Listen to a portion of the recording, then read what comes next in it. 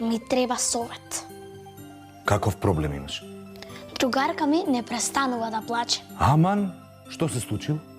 Наставничката по танцување рече дека нема да учествува на следниот надпревар. А до сега, без неа не се замислуваше ни еден наш настап. Сигурно има причина зашто е тоа така, нели?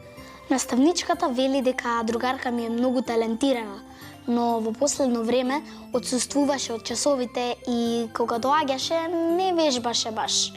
И сега плаче. Не знам како да ја помогнам. Па, ќе ја кажеш дека сега е доцнат да плаче. Ќе ја кажеш дека била вообразена, мислела дека е најдобра и со самото тоа си наштетила на себе си. Но не е ништо страшно, се може да биде поинаку. Ако пак се отепа од вежбање на часовите како некогаш, Токму така. И знаеш, уште што друго можеш да направиш? кажувај. Можеш да ја раскажеш басната за зајакот и за желката. Слушај. Си бил еден зајак. Си била една желка.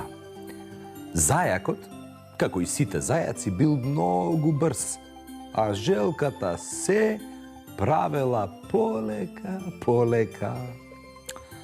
Еден ден се сретнале на една цветна ливада. Желката учтиво го поздравила зајакот и му рекла: